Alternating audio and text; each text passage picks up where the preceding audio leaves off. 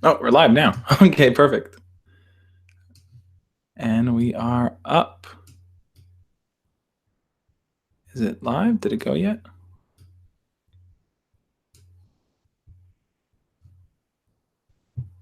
Oh, we are live. Okay, cool. Perfect. Welcome everyone. How you guys doing? Welcome to the spring break Q&A that I'm going to be doing here. I know a bunch of you guys are on spring break, and a few of you asked me, "Hey, Josh, can you go live while I'm on spring break just so I can kind of work through things before I head back to school?" A lot of you want to head back into school kind of just with a clear mindset, with an action-oriented plan, and know what you want to do when you get back. So, I figured let's jump on, let's do a live. I'll answer 2 hours jumping on answering you guys questions so that we can kind of hash things out, get you prepared, whether it's talking to your crush, whether it's passing your classes, getting a good grade on an exam. Ask me anything you want. The floor is yours, guys. All I ask you to do right now in the very beginning is to hit the thumbs up button. Let me know that you're excited here. What I do is try to get through as many questions as I can.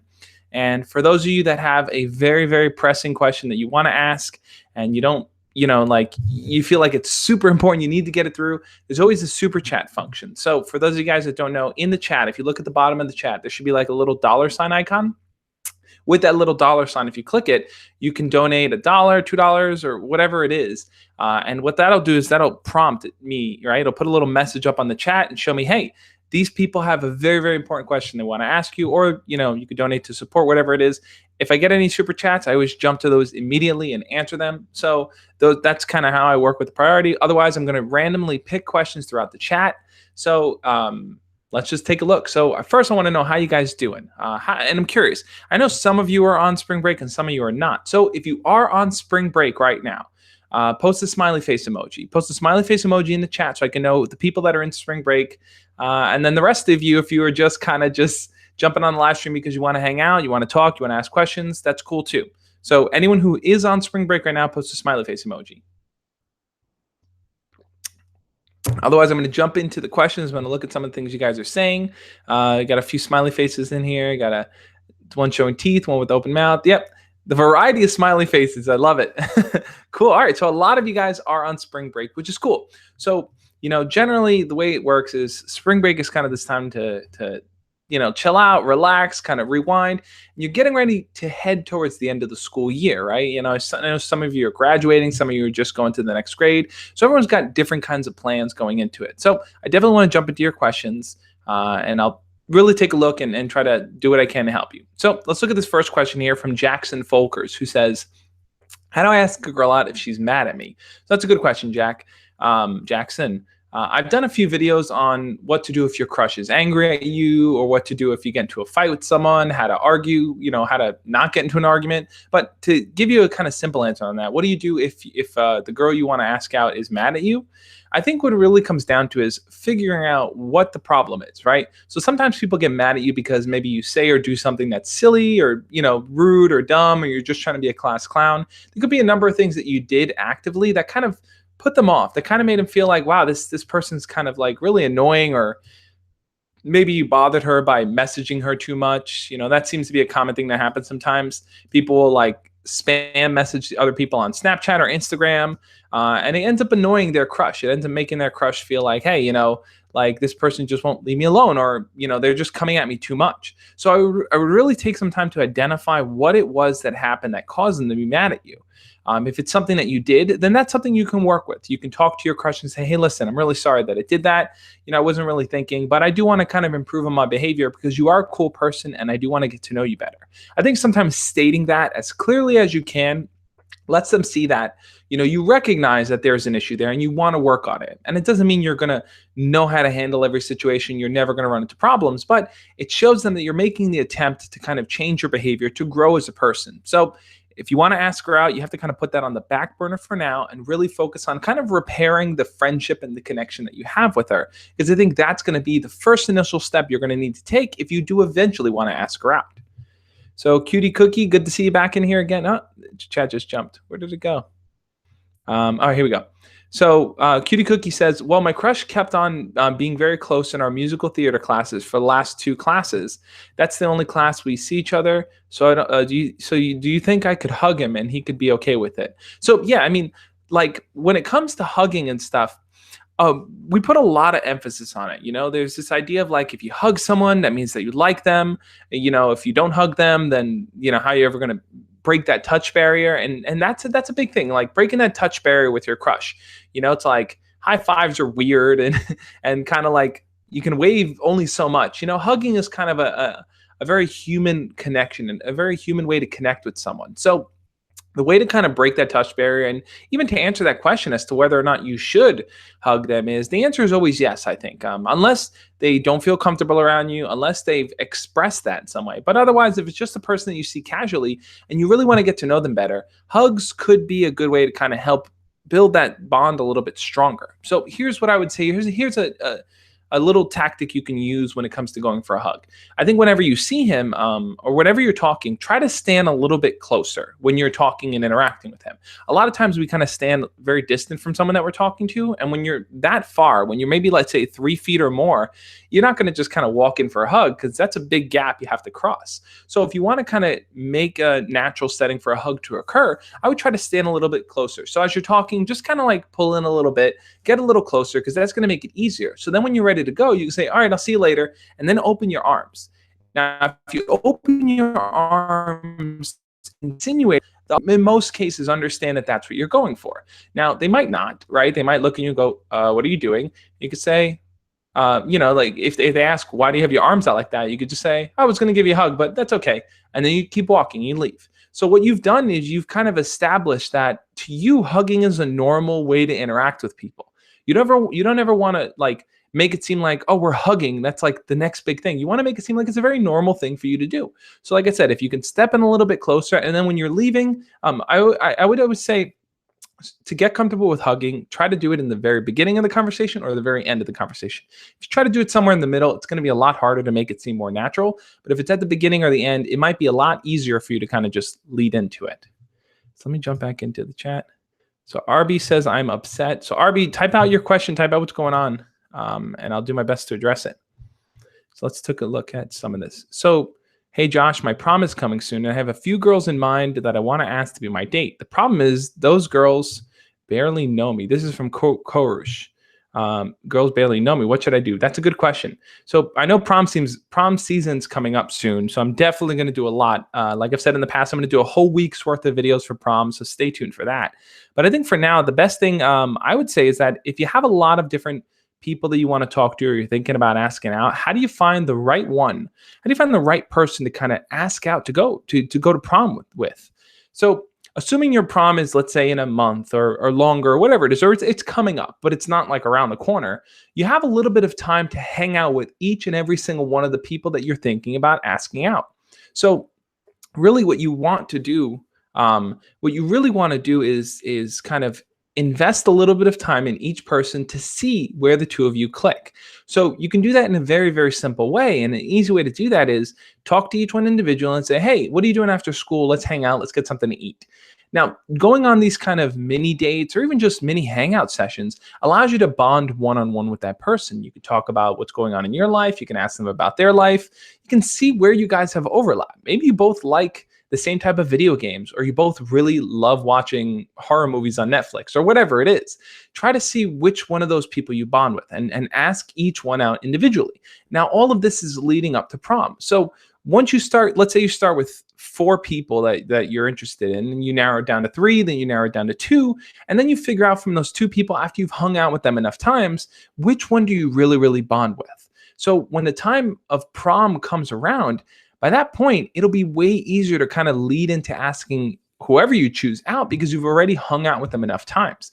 And that's an important thing a lot of people don't realize about prom. It's like they'll go from never having talked to their crush or the person that they like to wanting to go out and be their prom date. And I feel like that's a huge leap you got to make there. So I think it's way easier to kind of build the little middle stones in between. And the way that you do that is by talking to them first now, while you still have time to get to know them better. Well, there's no pressure on who they're going to go with prom, how they're going to get there, what are they going to dress like. There's none of that pressure right now. Right now, it's just you guys are just hanging out. Everything's cool. You can ask them to hang out after school. There's no pressure on you right now. So take advantage of that time before prom and really see who makes sense to go with. So let's take a look at some other questions here. By the way, thank you guys for joining this live stream. I love doing these live streams. I want to do them way more regularly. I don't know if I'll do 2-hour ones every week, but I definitely would love to maybe do an hour live stream a week. We'll see. We'll see how things play out. Let's take a look at some more. So Shane Clow says, I have a math test tomorrow. I'm having a hard time to revise and take all the information in for the test. Any advice which can help? Yeah, Shane. So here's something that I've learned from kind of preparing for tests, especially the day before. The best thing to do is to take the notes that you have. You said you have a math test, right? I just want to double check that. Yeah, math test. So math is a little different because you may not have like a lot of written notes with math. It might be a lot of like practice problems. And I would just try your best to do a lot of the practice problems for math. If you do have notes that you can work off of, try to take your notes and have them written out and try to handwrite them out on another piece of paper. Now, it might sound silly because it's like, why do I need 2 pages of the exact same notes? But the whole idea is that when you write something down, when you're kind of looking at something, memorizing it, writing it down, and you repeat this process over and over, that formula, that method, those notes, the information on the page becomes a little bit more better ingrained inside of your head. So copying your notes over is going to help you kind of really like attach yourself to them a lot better. When it comes to math specifically, I mean, I know you might feel like, okay, I have a lot to cram for. It's just a lot to worry about. How do I kind of get it all underway? Really try to break it down. So break down kind of what you're working on and what you're studying into, let's say, hours per day. So let's say you have 20 pages of notes and things you got to study. Let's say it's whatever time it is for you right now. Say, okay, in this hour, I'm going to focus only on these 5 pages. In the next hour, the next 5 pages. In this hour, the next 5 pages. So if you break it down like that, then it becomes easier to manage your time because, okay, 5 pages in 1 hour, that's what, 12 minutes or so per page. Maybe I'm doing the math wrong on that. About 12 minutes or so per page, focusing on your study notes. So, okay, that makes it a little bit easier. So what you're doing is you're kind of taking the whole sum of it and you're breaking it down into little chunks that it's easier for you to manage, because it's very, very easy to feel overwhelmed by all the things you have to study for, all the tests you have to take, all the things going on. It's very easy to feel that way. There's a thing called the paradox of choice.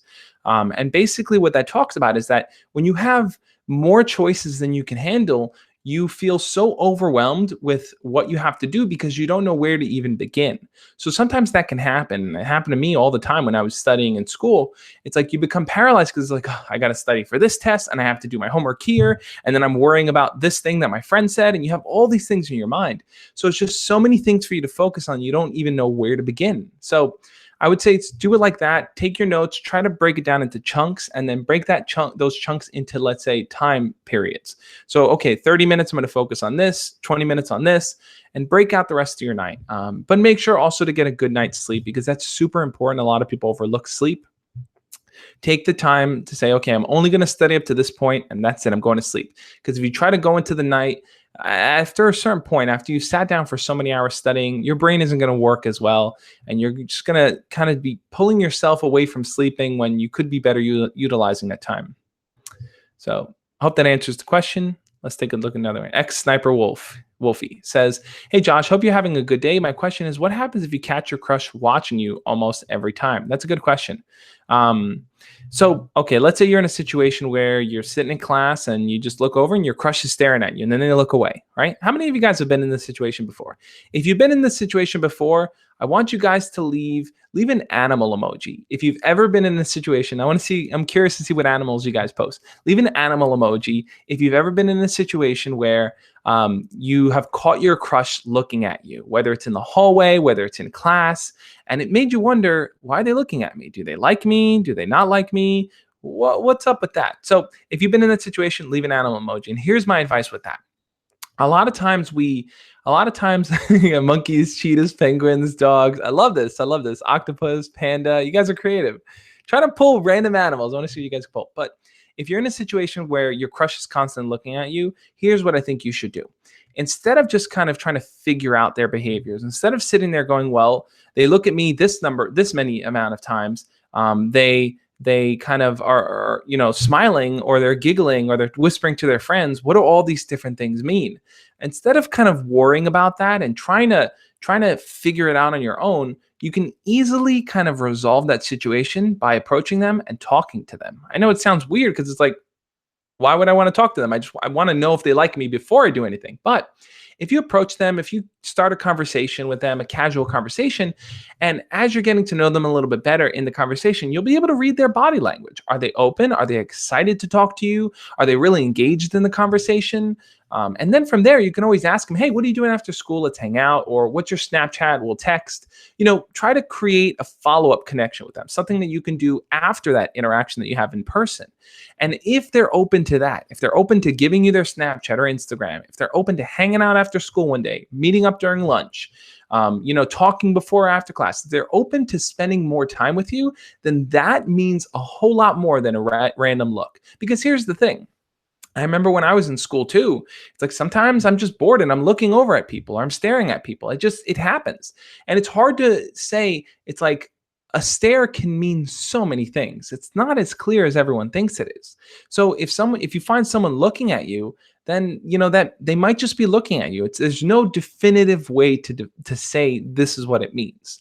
So that's what I would suggest. I would suggest doing. Approach them, talk to them, try to build something. And the real key as to whether or not they are actually looking for choose to have to. If they choose to talk to you beyond that, then I would go for it. So Fitness Crushes keeps asking, Josh, when's the homeschool video coming? It's coming soon. I have it in my notes and stuff. I'm kind of organizing, okay, what videos I want to talk about when. But the homeschool video will be coming soon. Don't worry about it. It's on the radar. So let's see. So people are asking me to check my Instagram DMs. So just so you guys know, I am on Instagram and Snapchat. I'm the Josh Speaks on both. So if you want to add me over there, you could do that over there on Instagram. Last thing I posted here was my my book that's coming out. For those of you guys that don't know, I just finished writing a book. It's a teen self-help guide to teach you how to succeed at school, life, and relationships. And you can learn more about it. Just go follow me over on Instagram. I have all the details on there. Instagram's the Josh Speaks. So people are asking me to check my DMs. I'll definitely check my DMs once I'm kind of done with all this. But let's get back to the questions. People asking, what microphone are you using? I am using this is the Blue Yeti microphone. It's about, I think, $100 on Amazon. Maybe it's less now, but it's a Blue Yeti microphone. If you guys enjoy the audio, that's cool. I hope it's helpful. I think this microphone has pretty good audio, I have to say. Okay, so next question.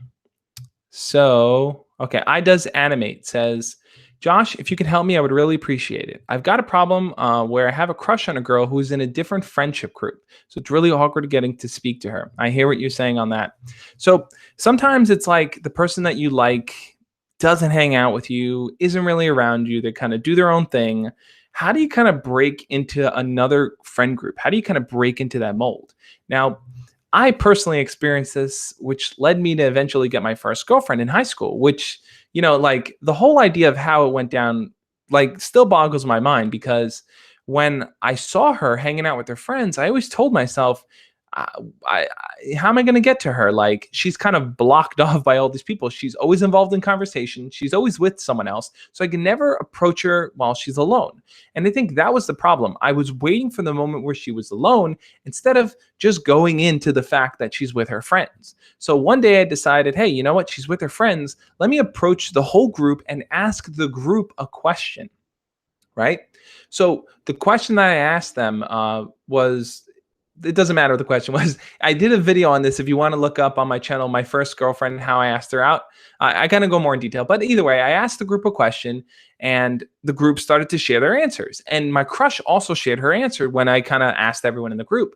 And once she shared her answer, I then started talking to her more while still talking to everyone else. So essentially, I just started a group conversation with these people saying, hey, what do you guys think about this?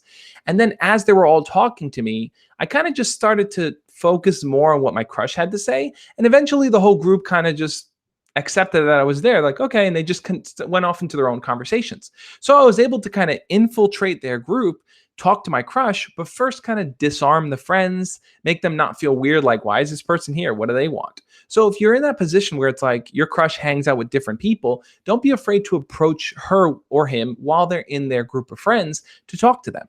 I know it can feel intimidating because it's like you'll have all these people staring at you thinking, what do you want?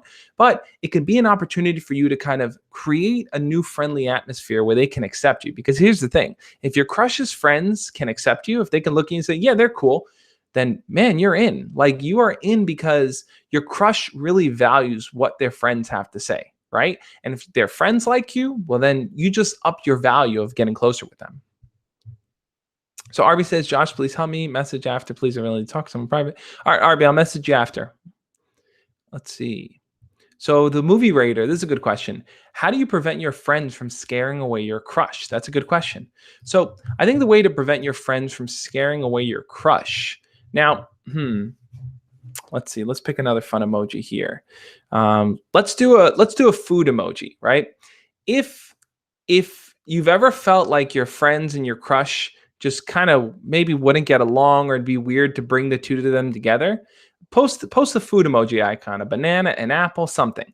If you've ever felt like, bringing your friends, which is one world that you're in, and then your crush, which is a whole nother world, bringing them together would be a little bit difficult or challenging or scary for you, post the food emoji. I'm curious to know how many of you guys have encountered that situation where it's like, how do I bring the two together without it exploding and everyone kind of hating each other? But here's the thing. So the way to get your friends to kind of like your crush and your crush to like your friends, vice versa. You got some avocados, some eggplants, burgers, tomatoes, pears, donuts, coffee. You got a lot of fun emojis in here.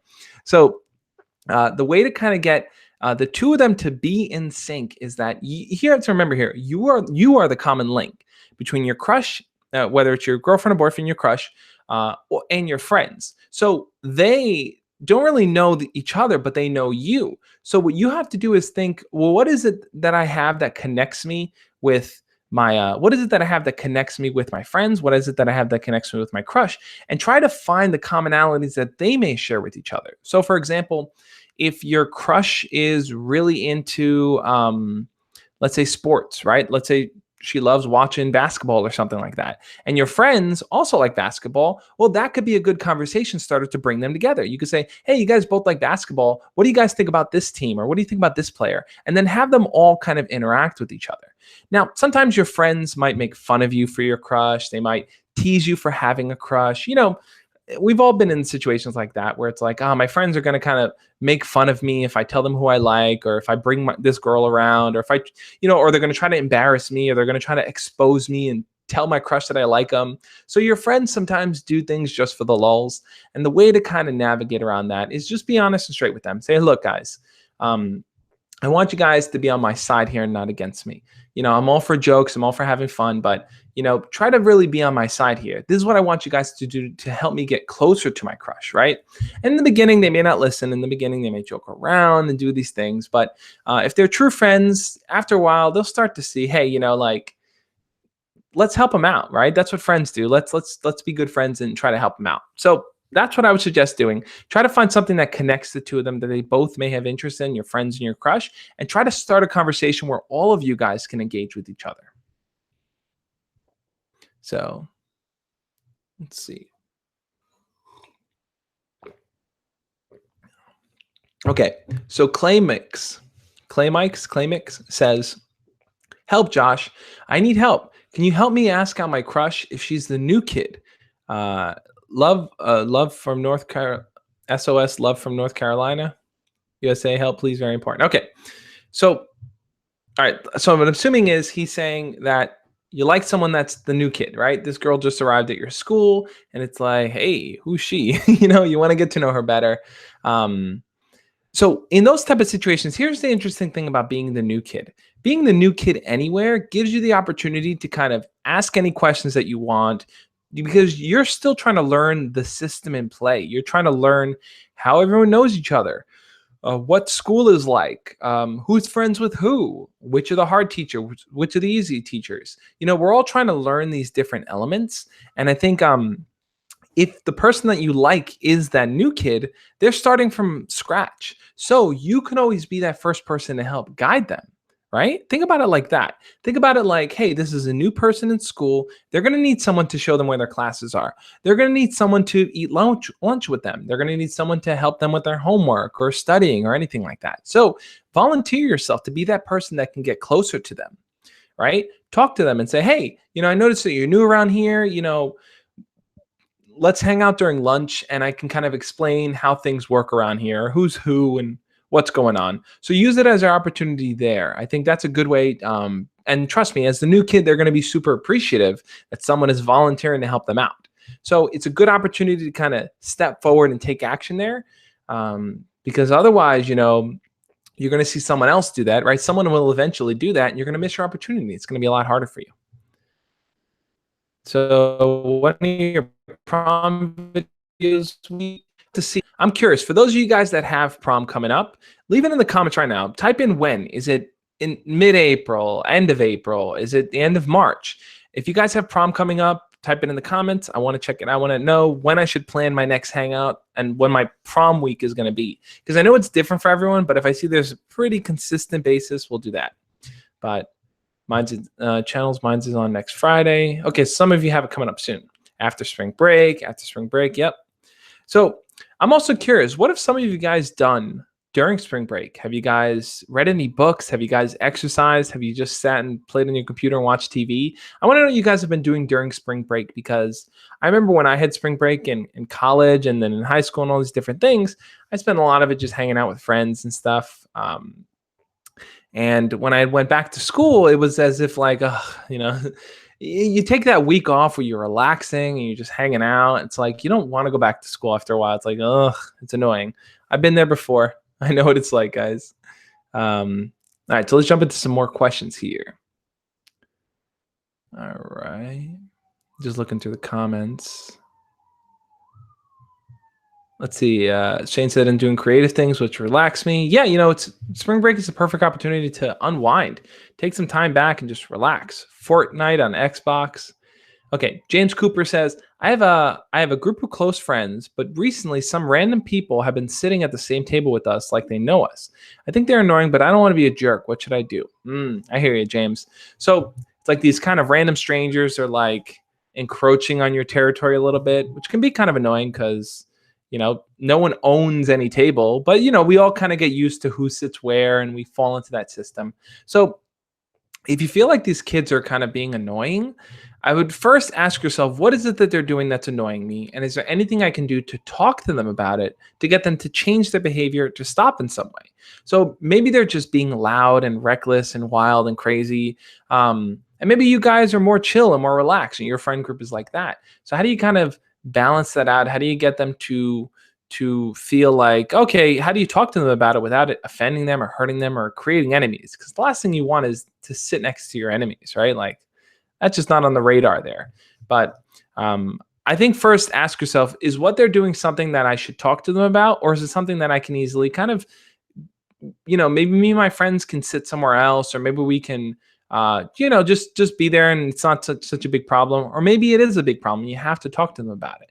I would honestly suggest talking to people about it. I think communication is the best way to kind of help get what you want.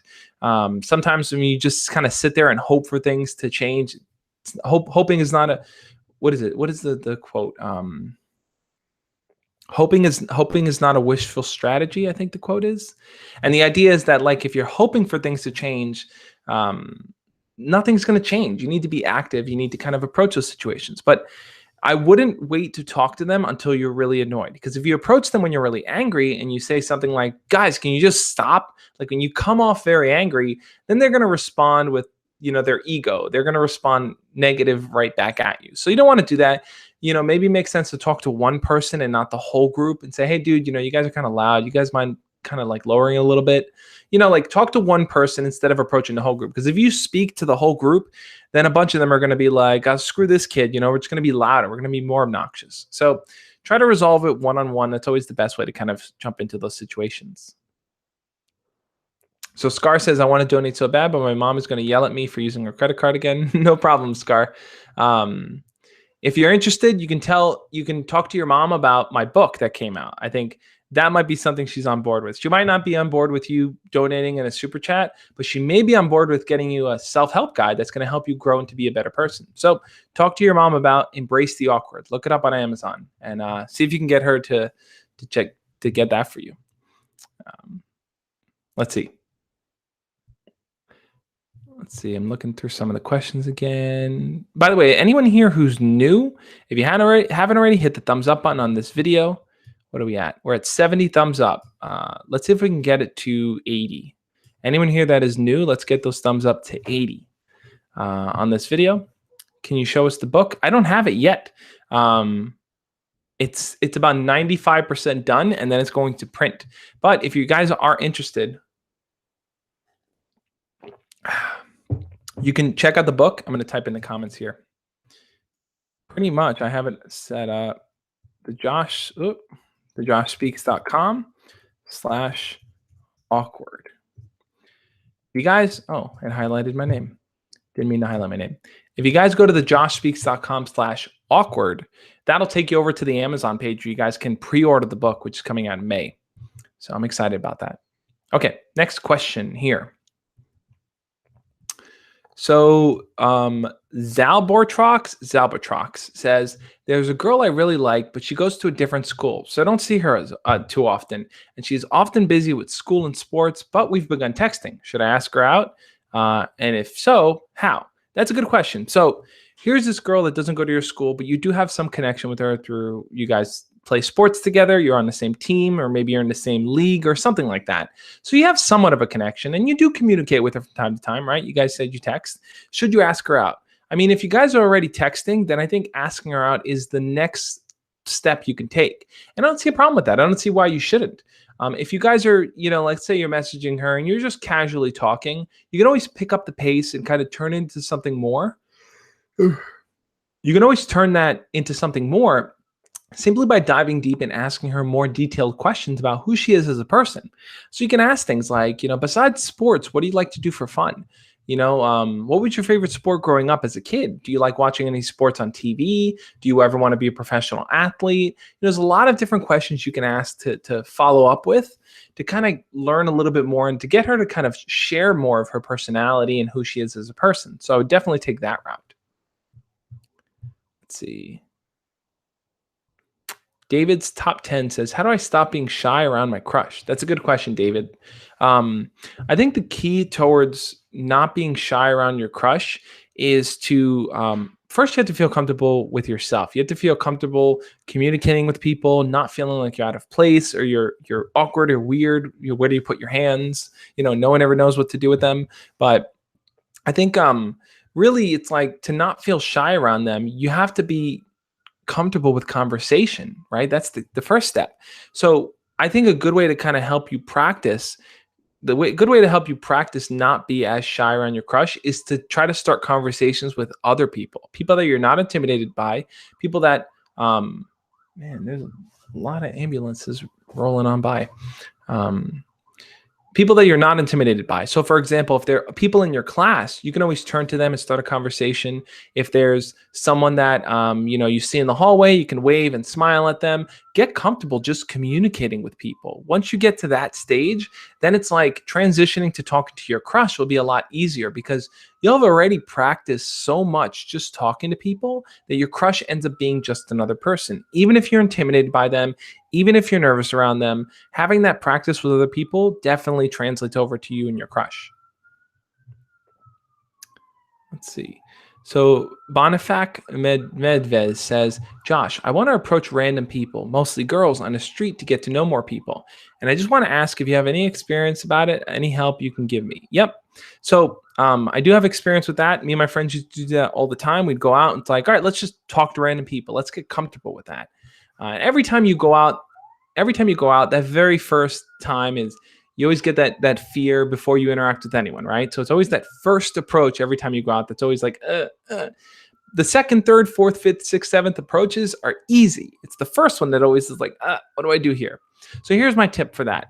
If you want to get more comfortable talking to people when they're out, don't use that first approach when you're going to talk to someone on someone that you likely want to get to know better, like say a girl you want to ask out. Use it on someone that is less intimidating, like a person who works in a store, or a person who's waiting at a red light with you, or anything like that. Anything of that nature where you can kind of talk to someone and have it be a more normal, casual conversation. Use that as your first approach.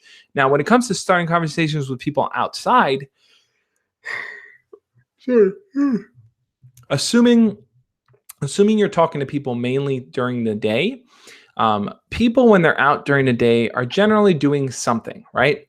They're generally going somewhere. They're sitting to get down to get food. They're hanging out and relaxing. Maybe they just want to enjoy the sunlight before it goes down. They're always doing something. So if you can figure out what that something is, then I think you can start a conversation around it. So for example, if you're walking in the park and you see a girl sitting on a bench reading a book, she's reading, she's hanging out. Now, chances are she may not want to be bothered. She wants to focus on reading, but you see that she's actively doing something. The cover of your book caught my attention. What is the name of it? And talk to her about the book there. If you see a person, let's say a girl walking down the street and you want to talk to her and you see that she's, just casually walking, not in a rush. If she's in a rush, don't bother her. Let her do her thing. She's just casually walking. You can always walk alongside her and say, hey, I got to ask you a question. What's something fun to do around here? Somewhere I can go grab something to eat. Try to ask a topical question, because when you talk to people outside, and especially random strangers, using the topical settings, what's going on around you, is definitely going to help you kind of create a scenario where it's not weird. Like, you're not asking something random and weird and out of the blue. Topical things are okay. Topical things could be, what's a good place to eat around here? What's a good movie to watch? What's something to do fun around here? Hey, do you know where the train is? These are all topical things that are real life things that they can give an answer for, that anyone can kind of give an answer for. So I would focus on that. David says, Josh, where can I buy your book? So if you guys go on Amazon and you search Embracing the Awkward, you should be able to find it there. Or if you just go to thejoshspeaks.com/awkward, it'll take you right to the Amazon page where you can order it. The book is available for pre-order. You can order it in the US, the UK, anywhere that you are. It's available everywhere. So pick it up, guys. I think it'll be really helpful. It's my guide for teens. I've been working on it for a while now. We got Team KSI in the house. Savage Harrison Gora says. Let's see. We're at 86 thumbnails. 86 thumbs ups. Let's see if we can get it to, let's round it off at 90. Let's see if we can push that number to 90. Anyone here that's new, that's just joining in, hit the thumbs up button. Let's get that to 90. But yeah, I love doing these 2-hour Q&As with you guys. It's fun answering questions. It's one thing to do a video. It's another thing to be on the spot. Here, let me share what I'm thinking, share what's on my mind. Let's go. Naruto says, how can I stop my boner in class? I don't know how serious that question is, but I'll give you a serious answer. I think if you run into that type of situation, and I'm sure a lot of you guys have, if you run into that type of situation, the best thing to do is to kind of just try to focus on what's going on in class. Don't try to think about it too much. Naruto asking the important questions. If you guys think that's if you think that's an important question, put the banana emoji or eggplant or anything of that symbol, just for fun. Let's post some fun emojis in there. But yeah, so if you run into that type of situation in class, I think the best thing to do is really just to kind of focus on what's going on in class. Don't try to get distracted by it. Don't try to do anything physical to hide it and stuff. Just kind of let it be. Eventually it'll go away. That'll be that. But okay. All right. Mr. Sloth asked one. Hey, Mr. Sloth, I remember you. Josh, is it normal to talk dirty with your girlfriend and sex talk with her? That's a good question. A lot of eggplants and peaches, carrot. All right. It's totally normal to talk dirty or to have some kind of sexual talk with your girlfriend or boyfriend. And keep in mind, it also depends on how old you are and especially how close you are, right? So if you're just going out with your girlfriend, let's say you guys just started going out and you're not really that close, I really wouldn't amp up any kind of sexual talk. mainly because it's like it might make them feel uncomfortable. Maybe they feel like they don't know you that well yet, or they're not as close yet. So you definitely don't want to kind of like push something too sexual and early on in the beginning. You definitely want to feel out where the other person is, kind of get on the same page. But otherwise, it's totally fine. I mean, having some kind of, let's say, flirtatious and sexual talk can make you both feel more invested in the relationship. So that's totally okay. By my standards, I would say that it's good. You should do it. You should use it as a way to kind of really deepen that connection between the two of you. So depending how old you are too, like I said, if you're already being physical with each other, maybe you're making out, maybe you're even having sex or doing whatever you're doing, that could just be another supplemental way to kind of help bring you two closer together. So let's see. Let's answer okay, so D Bright says, is it odd that every time me and my girlfriend talk, we end up talking about sex one way or another? All right, so that's a good question too. I think it's like, especially if you're a teenager, right? Let's say you're 14, 15, 16, whatever it is. Like, sex is going to be on your mind. You're going to be thinking about it. You're going to be, Shane, I'm going to get to your question after. You're going to be thinking about it. You're going to be worried about it. You're going to be thinking, okay, when is the right time for us to do it? Should I do it now? Should we wait? Should we go out for a long time first? Am I too young? Am I too old? Am I behind the curve on everyone? Like, there's a lot of questions that's going to run through your mind. But if the conversation is always coming up, I think both of you need to decide for yourself when you're ready. Now, for some people, they may feel like, well, my parents don't want me to have sex until I'm 18 or 17 or 16 and whatever it is. Then I think it makes sense to kind of respect the parents' wishes there, because you don't want to rush into something. And like I said, sex is a major responsibility. We kind of look at it like a very trivial thing, like just do it, why not? But there are potential consequences with it, right? Like, people can catch, let's say, any kind of infections. People can potentially get pregnant. So there's a lot of different things that go into sex. It's not just do it to have fun. Be very, very smart about it. Don't treat it very willy-nilly. And especially if it's your first time. I know a lot of you guys are thinking, well, what's my first time going to be like? If you're thinking about that and you're talking things out with your girlfriend or boyfriend, you kind of, not only just your first time, but you want every time to be a meaningful experience. It doesn't ever make sense to do it just to do it, because it is a physical connection. It's like, it's not just like you're shaking someone's hand. You're getting very deep and intimate with someone, and you don't want that experience to be one that you feel used, you feel weird, you feel hurt. You don't want that to kind of be part of the experience. So be very conscious and very smart about how you go about it. So Shane asked, where is it? How do I stop being socially awkward? Which I think is a really good question. I think a lot of people experience those moments where you feel socially awkward. You feel like, I don't know what to say. I stumble over words. I'm too scared to talk to people. Like, I never speak out in class. I'm the quiet kid.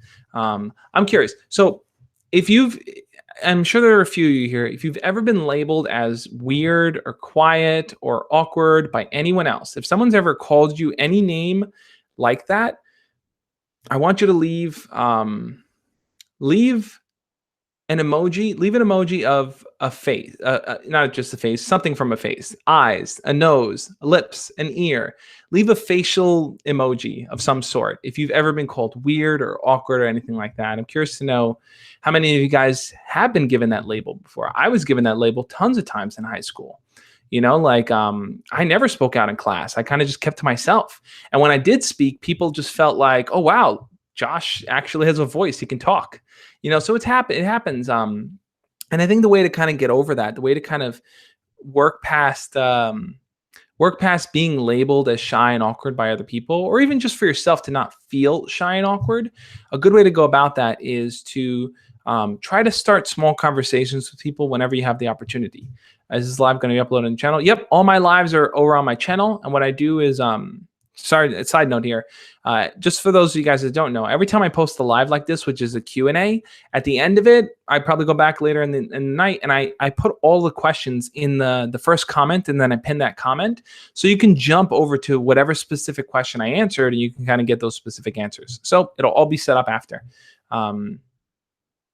But yeah, so like I was saying, if you want to kind of get past being awkward or feeling awkward or being labeled as awkward, starting small conversations whenever you can really, really help you kind of start to break out of your shell. Now, I'm not talking about stand up and be the spotlight and have everyone look at you, but I'm talking about small things like if you're sitting in class, let's say, and you're sitting next to someone before class begins, you can always turn to them and say, "Hey, dude, how was your day? How's your day going?"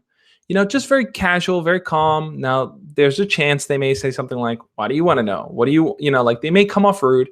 And if they do, just say, I was just curious, just trying to make conversation and go back to what you're doing. But in most cases, that's not going to be the case. In most cases, people will be open and they'll talk to you and they'll share those basic things with you. So I would definitely focus on that, starting those small conversations. And I think another important piece to kind of get past feeling awkward or shy really is to kind of share your thoughts and your feelings whenever you have the opportunity to, or whenever something strikes you in a significant way, share that with people. Let them know that, hey, if someone says something that doesn't make you feel comfortable, don't be afraid to say, I'm not really comfortable with that. And then share it. If you feel like, there's something you want to talk to your friends about or get their opinions on, don't be afraid to share that. Try to introduce it little by little. It's like, it's a big process and it's going to take you time to get through, but I do think you can do it. So, thumbs up. If you're new here, hit the thumbs up, guys. Let's get it to 100. Let's break the 100 mark. So Mr. Sloth says, I just lost that. Okay. Josh, when is the perfect time to ask your girlfriend to marry you? I'm only 14, but I just want to know. That's a good question. I know a lot of you guys, like, maybe you're not thinking about marriage right now. You're thinking about maybe how I can even get a girlfriend. Marriage is not even like on the radar, but for some of you, you are. And I think a lot of you that are in relationships already, you might already feel like, but I'm in love with my girlfriend or boyfriend. Like, we're in love. What do you want? What do I do? So you might think, okay, maybe one day we'll get married and it'll be great. Here's the truth, guys. On average, most high school relationships, most middle school relationships don't last more than a year even. So, if you're in the mindset of like, we're going to get married and stuff, think a little bit more realistically, enjoy things as they are right now. But when should you get married? When should you think about getting married? Well, I think here's the thing. You have a lot of steps coming up, right? And those steps include, let's say going through high school, taking your SATs, picking out your college, going to college, finding your first job. There's a lot of things on your roadmap coming up. So I wouldn't think about marriage all just yet. Like, try your best to focus on those key steps in your life.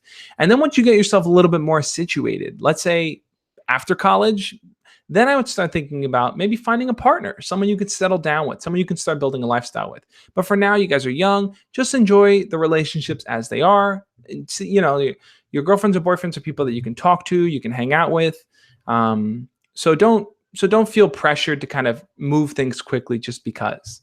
So I see Royal 905 says, I want a relationship. Sad face. I'm sorry to hear that. I'm curious though. So how many of you guys want to be in a relationship, but you're currently not? Maybe there's someone that you like that you don't know where to take it from here, or maybe you don't like anyone specifically, but you just want a relationship. If you want a relationship, but you don't have one right now, post a sad face. Post a sad face emoji here. I'm curious to see how many people are, in that mode where they want a relationship, but they're not there just yet. And then I'm going to share with you guys after, once I start to see how many sad faces we got here, what you guys can do about that. What's the first step you can take towards making something happen? Post a sad face emoji, guys. Let's see what you guys have to say. I like someone. Yeah, if you like someone or you want to be in a relationship but you're not there yet, post a sad face emoji, crying emojis, things like that. Because we're going to turn those frowns upside down, guys. So we got a lot of sad face emoji. This is it's a big thing here. Yeah, I mean, I'm sure there's a lot of you guys. It's like, now here's the thing. I know a lot of you guys come to my channel for dating advice, right? It's like, oh, Josh is the dating advice guy for people my age. But I think what we're really talking about here goes beyond just dating, right? It really just doesn't. Oh, just Neff, can't wait for your first book to drop. Hashtag hype train. Thank you, Neff. I appreciate it. Thanks for jumping in on the super chat there. I appreciate it. But what I'm saying is, I think what we're talking about goes beyond dating. And it isn't just a matter of finding someone and being in a relationship or wanting to have a boyfriend, wanting to have a girlfriend. It really comes down to feeling comfortable with yourself and putting that out there, letting people see that you are a fun person to be around. You are someone worth getting to know. You are someone that is fun and interesting and just would be a great partner.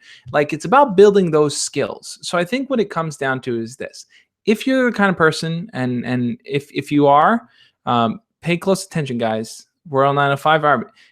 We're on 905. I'm curious, what is your situation right now? Post it in the question-ish form here in the chat, and then I'll get to it. I see the lights coming on the window there. Josh, do you know the way? I do. So if you're in that situation where you want to make that first attempt at building towards some kind of a relationship with someone, there are 3 things you need to focus on building with them and really, really locking down with your crush or with anyone that you want to talk to. And I mentioned in the past, but I'll say it again here, guys. It's smiling. If you can smile at the person that you like, if you can feel comfortable enough to smile and not keep a straight face and stuff like that, then just smiling, it's like they're going to read off positive energy from you, and you're going to give off positive energy. You're going to feel better about yourself. So smiling is one of them. The second one is making eye contact, right? So many people, look down or look away whenever they encounter their crush, or they don't know how to talk to them or do anything like that. And it's just easier to kind of like not look at them directly. But if you can look at them directly, if you can look at them and smile and you can hold that eye contact, they're going to see that you have your level of confidence to you, right? There's something in there that shows that's going to show them, hey, this person is a confident person. They're not embarrassed around me. They're not scared around me. You're going to display that confidence by making eye contact. So smiling, making eye contact. And the third one here is saying hello. Now, it's one thing to just kind of look at someone and to smile at them and make eye contact and to just kind of keep it there. And, a lot of times people see people and they smile and they just go on with their way. But saying hi takes it to a whole nother step. And the step that you take it to is you're having an actual in-person interaction with them, right? When I say hi to you, most likely you'll say hi back to me. So there's an exchange happening of conversation and of words. So you really want to kind of set that tone where your crush or the person you want to talk to is someone that you can smile, make eye contact with, and then say hello whenever you see them. If you can get into the habit of doing those 3 initial steps right from the beginning, then your crush is going to feel a little bit more comfortable looking at you too, smiling and saying hi right back to you. Now, if you guys feel like those are 3 things that you want to master, if those are 3 key steps that you want to say, yeah, I can do that every single time I see my crush, I want you to leave the fire emoji. Leave the fire emoji in the comments, because look, you guys are going to make things happen. You guys are going to, you're going to push forward here. The whole purpose of this live stream is how to ask out your crush and do well in school during spring break, because I want you guys to go back to spring break. I want you to go back to school fired up. I want you guys to go back and feel like, man, I'm ready to take an actual step, to take initiative, to talk to my crush, to really focus on the things that I want, to make them happen. Like a lot of you guys said that you were relaxing during spring break, watching TV, hanging out at home, and that's good. Let this be your recharge period, because when you go back to school, you guys are going to kick some major butt.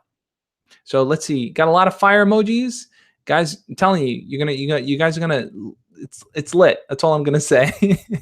It's lit. Let's see. I saw Royal 905. I had asked her. Let's see what she said. Where was it? Okay. She said,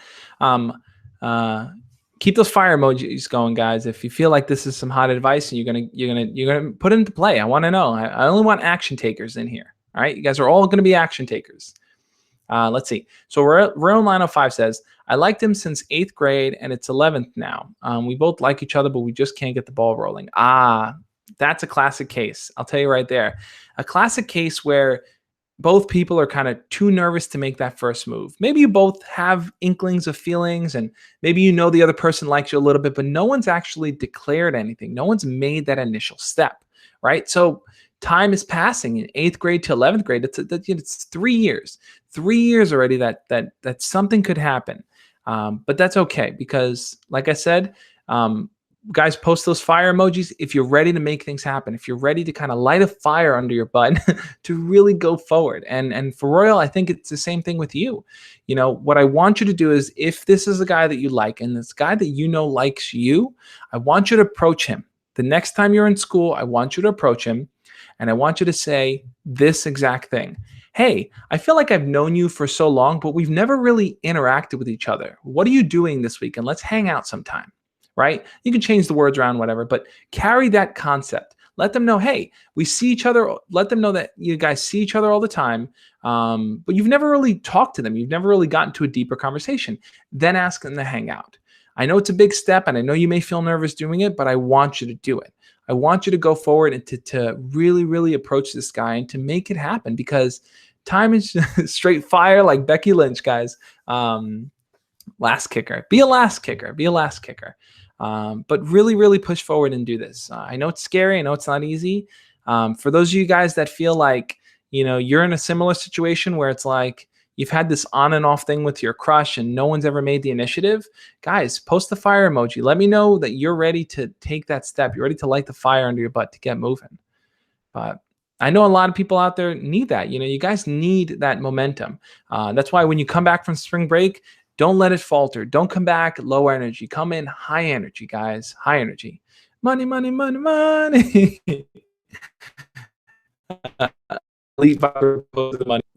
Okay. So one thing I do want to say, yep, Royal, post that fire. Shane, light that fire. Ready to mingle. Naruto, stay fashy. All you guys. Now, here's another thing too. So I wanted to share with you guys. Now, you guys know I do 5 videos a week, right? I do my Monday through Friday, new videos on The Josh Speaks. But every single day on Snapchat and Instagram, I post daily motivational quotes. Let me show you guys today's. So this is, it's probably backwards on the screen here, but I don't know if it is actually, if it flips it. This is today's daily motivational quote. Every single day, I kind of reveal a new quote, and I give you guys a new daily goal to focus on, right? A new daily goal to focus on. And the purpose of that really is to get you thinking about making positive changes in your life. So if you want to see those daily quotes and the daily goals that I set, I want you guys to follow me over on Snapchat. Let me just pull it up right here, because what I want you guys to do is to screenshot when I pull this up. Screenshot the chat. Most of you are watching on your phone. Screenshot this and then add me over on Snapchat. I'm going to hold it right now. So everyone screenshot now. Okay, a bunch of you did screenshot. Good. Add me over on Snapchat, and you guys will see I post those motivational quotes every morning. And the whole purpose really is to kind of get you to kind of start your day off going, you know what? Today I'm going to make a change. Today I'm going to pursue something. Today I'm going to be somebody great. So I want you guys to all recognize you have that. I followed you, but you never answered. I'm assuming you mean on Snapchat. I get through all my Snapchat DMs and Instagram DMs as time goes on. It flipped the right way. Okay, good, good. So add me over there, guys, on Snapchat. If you need that kind of morning motivation, I always have that for you, along with my videos. The videos kind of come later in the evening. Then my Snapchat, Instagram stuff is in the morning. So I got you covered throughout the day. But let's get back to the questions. I'm super excited for this. We're at 108 thumbs up on this video, guys. For those of you guys that are new here that just jumped in, those of you that are new that just jumped in, hit the thumbs up button on this video. Let's get this to 115. I think we push to 115, 115 thumbs up. We can do this, guys. It's totally possible. So anyone here that's new that hasn't already done it, hit the thumbs up. We're already at 109. Let's get to 115. So Jay's Hyper says, Josh, what if you feel you're ugly because you have scars? That's a good question, Jay. I know that, like, look, we're all in this transition period of our lives where our faces are changing, our bodies are changing, things are different. Some of us have scars, some of us have acne, some of us have bags under eyes like I do. You know, we all have different things going on with our bodies. And a lot of times they can make us feel insecure in comparison to other people. So for example, Jay mentioned that he feels ugly because he has scars, right? And I think one of the challenging pieces there, for those of you that my Snap name is The Josh Speaks. I'm The Josh Speaks on everything. So if you feel insecure about things like your scars, then that's going to hold you back from talking to people, because you're going to feel like whenever you talk to people, whenever you look at them, all they're going to see is that thing about you, right? And it sucks because it's not true at all. There's so much more to you. Like it blows my mind, guys. Think about it like this. Like, okay, you got your scar. That was something that happened, or scars or acne or something. That's something that's happening. Fine, fair. It exists. It's there.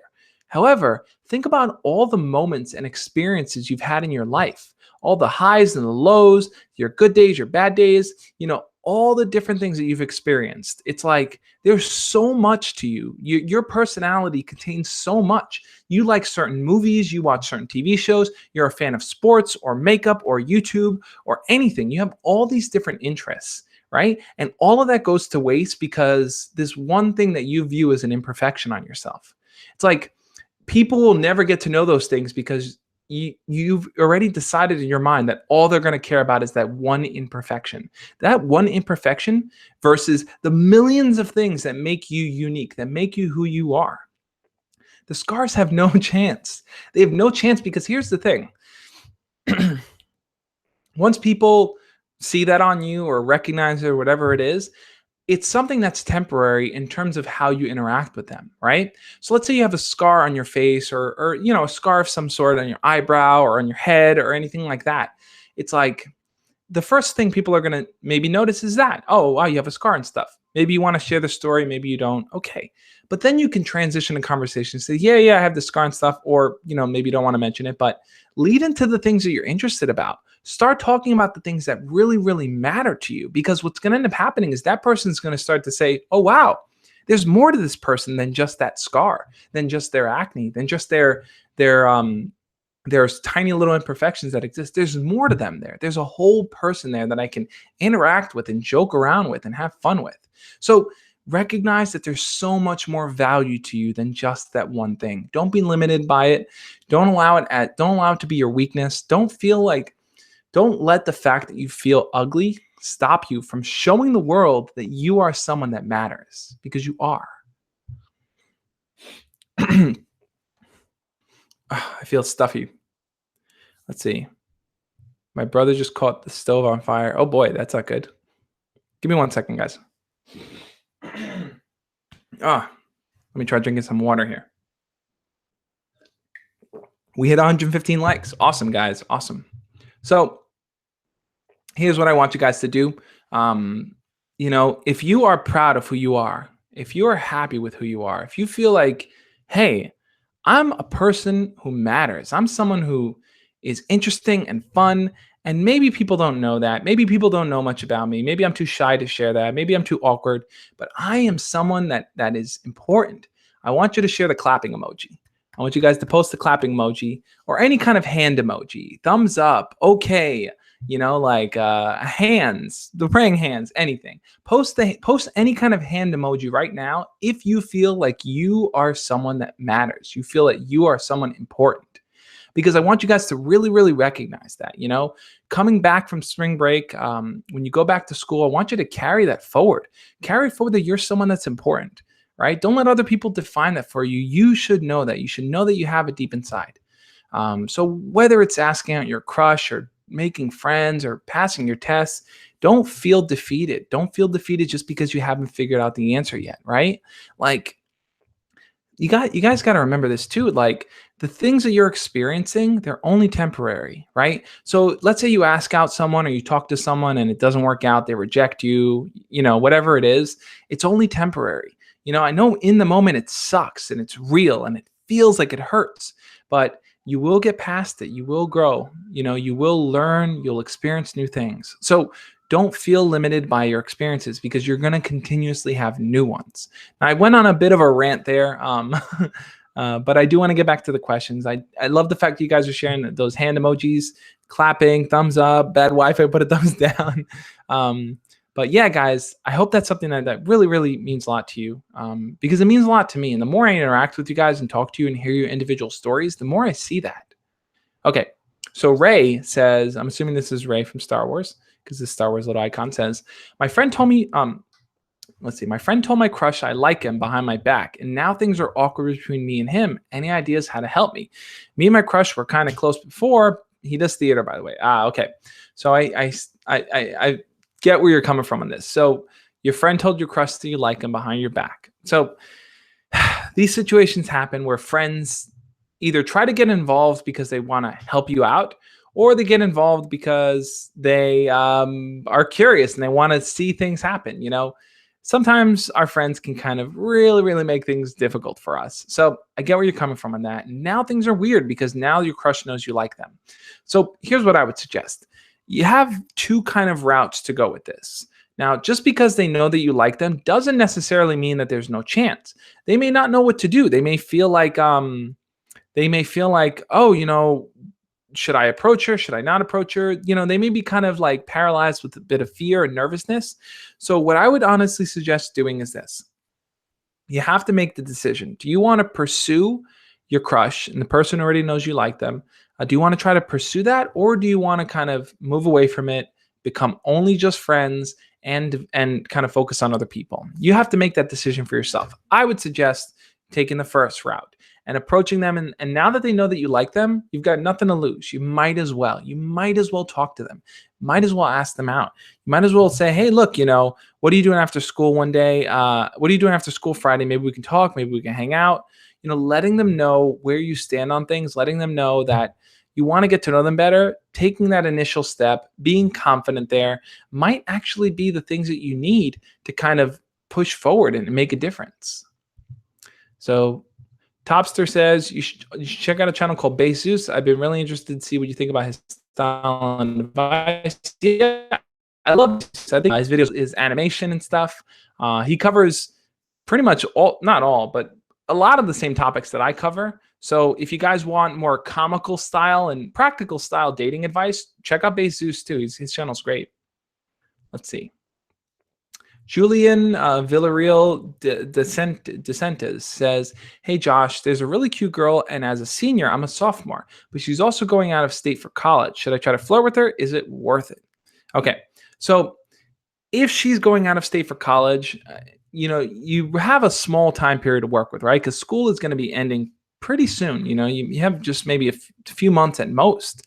And is it worth trying to pursue anything with her? Well, if she's going to an out-of-state college, probably not. Because here's the thing. When people go to college, and they're especially out-of-state colleges, they're going to these places to pretty much have a new experience, to kind of try new things out, to see what the world has for them, right? And it can be very difficult to try to maintain a relationship with someone who's going away and experiencing new things simply because carrying that old world, like the old boyfriend, the old girlfriend, is going to be difficult to blend in with their new lifestyle that they're going to develop. So here's what I would suggest doing. Instead of focusing on building a relationship with this girl, you may just want to focus on hanging out with her and having dates, right? Don't try to focus on building anything too serious, because chances are you might not be able to keep that going once she does graduate. But that doesn't mean you can't talk to her and ask her out and flirt with her now. You can enjoy it for what it is right now. I would focus on doing that. But, fact of the matter is, is that, it is going to be very, very difficult to build a long-term thing with her. So I wouldn't really hang on to that to the point where it's like, man, like we're going to have a relationship and she's going to go to college. We're going to stay together forever. Try to move away a little bit from that. Let's see. Oh, so Ray followed up. Thank you for the advice. Definitely going to talk to him tomorrow. Awesome, awesome. My name is actually Ray. That's awesome. I just have my profile pic as the one from Star Wars because I love Daisy Ridley. Portrayed as Ray. Yeah, I love her as Ray. She's one of my favorite Star Wars characters, I got to say. Let's see. Naruto says, Zeus and Josh speaks. #awesome. Yep.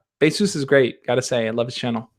Okay, so Shane says, because I'm a boy dancer, I'm a main target for bullying. How can I stop this? So I saw a few questions about bullying in here, and I'm happy to kind of revisit it here. Here's the thing. It's like things that are not typical boy stuff, like dancing, singing, acting, art, these random things like that are just things you have hobbies in. To the typical guy, it's like, oh no, that's different. It's not sports, it's not video games, not that. And people might feel like that's a reason to bully you. They may look at that and say like, oh, like this guy is weird, this guy is this guy is that. But I think here's the thing I feel like I've learned about bullying. It's that when people resort to bullying, right? When people resort to bullying, it's generally because they don't know how to express themselves in a positive way. So them seeing you pursue what you want to do and to carry that forward, they don't know how to handle that. They don't know what to do about that. So they translate it into bullying. Think about it like this. I want you guys to really, really think about this question for a second. Have you ever met a person that is happy, truly, truly happy with their lives and still decided to be mean to people? They don't go hand in hand, because a person that really is appreciative and grateful and happy with themselves feels no reason to take others down and to bring others down. They just don't go hand in hand. It's only the people that are insecure or miserable or angry or hurt that want to spread their destruction to other people. Those are the people that kind of are the ones insulting and are jealous and angry and stuff. So it's like the people who are bullying you are hurting themselves. They don't know how to handle seeing someone pursue what they want, because they have an idea of what it means to pursue what you want, but it doesn't match up with yours. And they can't handle that. So how do you respond to that type of bullying? How do you respond to people kind of respond to those people that are kind of like trying to step on your toes, that are trying to hurt your feelings, that are really trying to bring you down? I think the best way is to respond to people and to talk to people the way that you'd want to be talked to yourself. So if someone says something that's mean to you, let's say they make fun of you, let's say, like you said, you do dancing. Let's say they're like, oh, you're gay, you're faggot. They use these kind of really, like, gay is not an insult, but let's say they're using it in the context of the insult, right? Like they're just trying to say something to bring you down. I think the way to respond to that is to not feed into it. And the way that you do feed into it is by getting angry, right? So I'll tell you guys a quick story here. There was a story of the Buddha, right?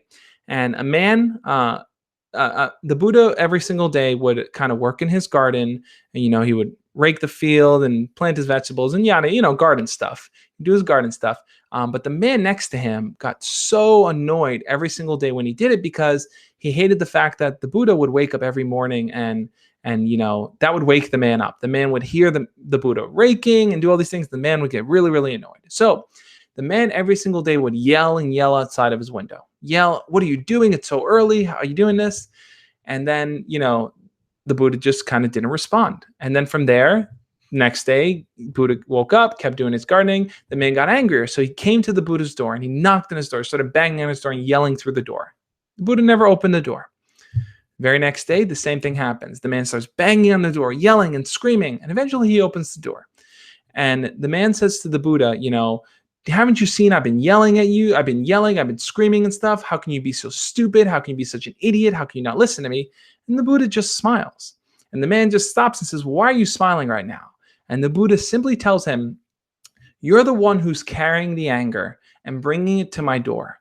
And I'm simply choosing not to accept it. So the anger is only going to travel back home with you. And it's exactly what ends up happening to people, right? When people come to you with anger, when people are saying things that are mean, if you accept it, well, then they're passing it off to you and then they can walk away. But if you don't accept it, then they have to kind of carry it themselves and bring it back. So if a person calls you a name or they make fun of you or anything like that, then realistically, the best way to respond is to let them know, hey, dude, is everything okay? You seem a little upset about something. What's going on? What's wrong? And by doing that, by changing it from, this isn't about me because you're insulting me, but this isn't about me. This is really about what you're feeling and what you're going through. By putting it back on them, they now have to carry it. They're not giving it to you. They have to carry it. So speak to people as if, speak to people in the same way you'd want to be spoken to, right? You'd want to be spoken to with kindness. So always try your best to respond back with kindness. So when people come at you and they're mean and they say things like that are mean, recognize that they're only speaking from a place of hurt. So that's what I'd suggest doing on that.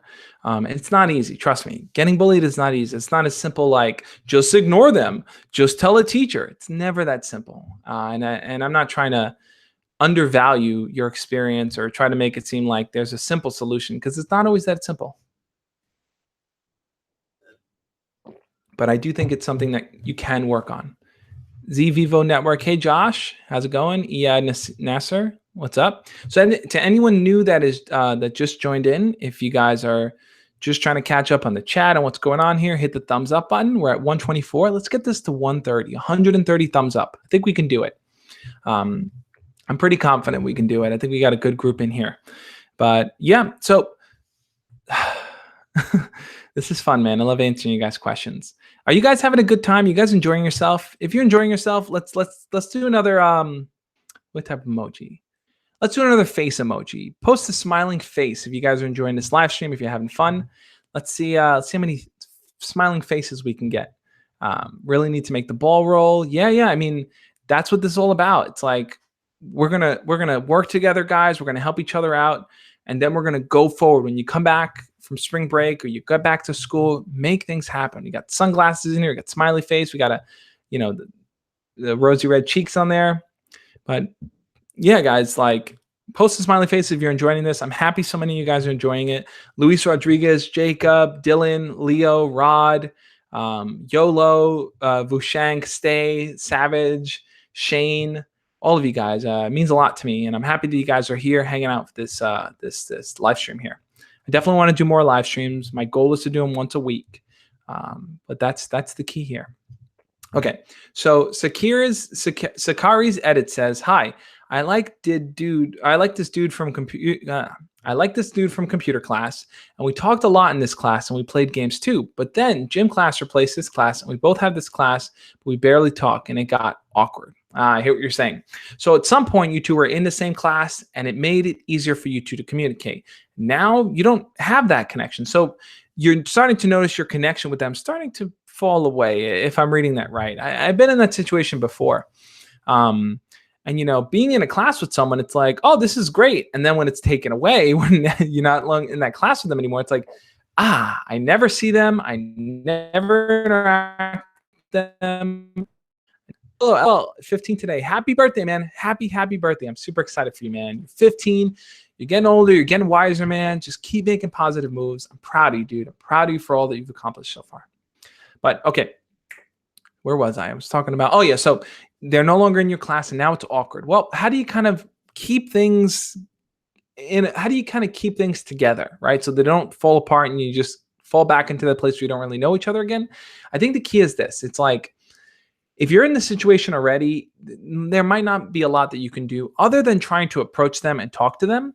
But what I really think you should focus on is when you are in a class with someone, when you do see them and you are able to talk to them, try to really focus on getting their contact information. So whether that's their Snapchat or Instagram or anything of that nature, really, really try to focus on having a way to communicate with them outside of the class and try to do that early on in the experience. Because if you don't, you might run into a situation like that where you guys go to different classes and now you never see each other again. So in your specific situation where you don't really see them and it is kind of awkward, you can always start up a conversation when you do see them and say something as simple as like, hey, I feel like I never see you anymore, and I think we're kind of just losing touch with each other. What are you doing after school one day? Let's hang out.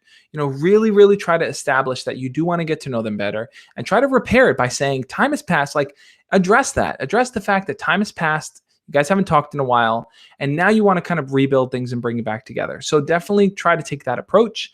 But for those of you that are in a class with your crush or you're around them and it's like, hey, it's cool, I get to see them, I get to maybe interact with them from time to time, get their contact information. If you guys are worried about how to ask for their Snapchat or Instagram or texting or their phone to text them and stuff, if you're worried about how to do those things, here's a simple solution for how to kind of get that person's phone number or anything like that.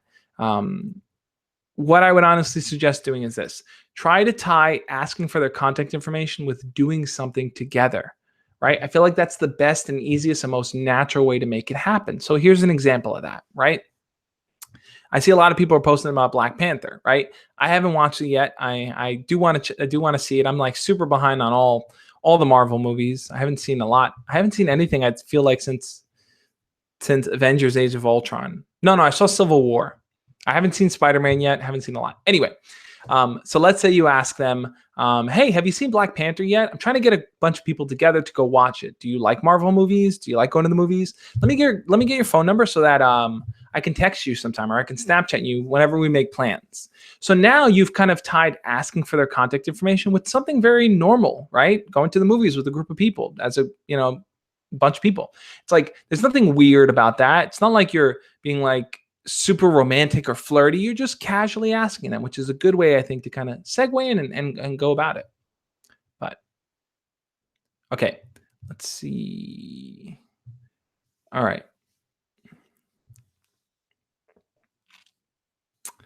So Ezra Games says, Josh, what do you do if you and a kid like the same girl? That's a good question. How do you kind of balance that? Two people liking the same girl, who deserves to approach her first? What if she doesn't like you? What if she likes the other person? So you're going to run into these type of situations where you don't really know what to do, right? Like, and especially if it's like you and your friend like the same girl, that makes it even a little bit more difficult. But let's assume you and some other kid that you just generally know like the same girl. The first question I would ask is this: who ended up liking her first? Did you have a crush on her first? Did your friend have a crush on her first? And depending on who had a crush on that girl first, I would then the follow up would be something as simple as okay, well, if I had a crush on her first, then I'm going to actively pursue her and go out with her. Now, this might be what the other guy's thinking too, but you should be ahead of the game on that, right? You should step forward and you should do it and stop waiting. Because a lot of times it's like when you like someone, you end up, you don't know how to approach them. You end up waiting around and waiting and waiting and waiting. And look, I've been in that situation tons of times where I had a crush on a girl and I just never spoke to her. I never made an attempt. And guess what happened? Someone else came in and started talking to her, and then they ended up going out. So it's a sucky situation to be in. So I don't think that if you have a crush on someone, you should sit around on the sidelines and wait. I think you need to be proactive. I think you need to go after it first. Now, if your friend or the other guy liked her first and is trying to pursue her and he's trying to do his thing first, be respectful. Don't step on any toes. But if it doesn't work out with them, you're next in line. But don't take your spot, don't take your spot don't take your spot on that line. Don't take advantage of it. Like, make the most of it. Don't sit around and say, I can talk to her. I can ask her out whenever. I did a video on this actually a while ago when there was this really, really like beautiful girl that was in my class in college. And I remember her come in. She always sat in the lecture hall, like maybe a few rows ahead of me. And I would just sit there and I would stare and I wouldn't ever talk to her. I wouldn't ever say anything. Then one day, another guy came in, sat down right next to her and started talking to her. And I literally sat a few rows behind them and watched the two of them grow to get to know each other and then eventually start going out. You know how hard it was to sit there and watch? It's like, why didn't I know? So don't be in that position where it's like, I'm just going to wait on the sidelines, because eventually someone else might come in and someone else might, ask them out. So don't wait till you're a second option. Be the first option. Put yourself out there and be the first option. Yeah. Royal says I should just go for it. You should, Royal. Just try to make it happen. Try your best to make it happen. There's a chance, chance it can work out. Okay. Jacob says, any ideas for hanging out with your crush out of school and middle school? That's a good question, Jacob. I have a video coming up I'm going to do on that. Like, what are some date ideas that middle school people, middle school kids, middle schoolers, I'll say. Yeah, I think when it comes to you being in middle school, it's like you might be in a position where it's like you can't really go hang out on your own and you maybe need to talk to your parents. So it can get kind of tricky, but it doesn't mean that you can't do anything. You can still do a lot. I am going to share that. So we're at 132 likes. Let's get this to 140, guys. I'm confident we can hit 140. I know we can hit 140 on this. But so you're in middle school, you like someone, you want to go out on a date. What do? There's no shame in talking to your parents about taking you places or asking them if they can drive you somewhere, or even pick up your crush to take you to the movies or things like that. I remember when I was in junior high school, and it's like, as long as I was open with my parents about what I was doing, they were open to the idea of working with me. Like, your parents want you to be happy and they want to see you succeed. They're not there to kind of like crush your hopes and dreams every single time. That's not their goal. Maybe sometimes they could be overprotective or a little too scared about what you're doing, but they definitely want to see you succeed. So the more open you are with them, the more honest you are about, hey, I like this girl, or hey, I like this guy, and I want to get to know them better. I was wondering if you can maybe drive us to the movies. The more open you are about that, the easier. So what are some basic things that you can do when you're in middle school? Well, movies is definitely one of them, right? If you guys can plan a day to hang out at the park, you guys can maybe do some kind of a sporting thing together. Maybe maybe you guys can go play basketball or go, play hockey or anything that you guys do. You can Let's see, what are some other things? You can organize something to go bowling. Pretty much any type of activity that you'd want to do, you just have to kind of confer with your parents. Let your parents kind of see where you stand so that you aren't trying to do things behind their back. And it's like, if you work with your parents, it'll be a little bit easier. But I'm definitely going to flesh out more ideas on dating and where you can date. So I see some rap battle stuff going on in the chat here. I don't even know what it's about. If any of you guys are new here, welcome to this live stream. We've been going on since like 5-ish. And pretty much what I'm doing is I'm answering your questions. For those of you guys that have questions and maybe I skipped over or I haven't got to, and you really, really want to ask me, like I was saying before, you can always add me over on Snapchat. You guys can, I'm going to hold this for a second. You guys can screenshot the screen right now. So if you screenshot it, you can always shoot me a DM. I do my best to answer all my DMs on Snapchat. So I'm just kind of going through them. I answer people. These are unread. I got to get through these. But these are all read. So I ran through all of these. So I answer all my DMs on Snapchat and Instagram.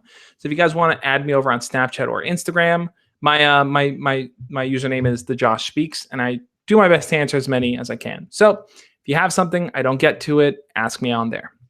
Bye. Arby says go live on Instagram or else. I'll do my best, Arby. So let's see. Slime Jitters says, how do you tell a girl you like her if you're not that sociable with other people and it's your first relationship? I hear what you're saying. So look, first relationships, or at least trying to go into that first relationship, can be kind of scary, right? It's like, which light is this? Where's that one? Hold on. So glary. Whatever, we'll deal with it.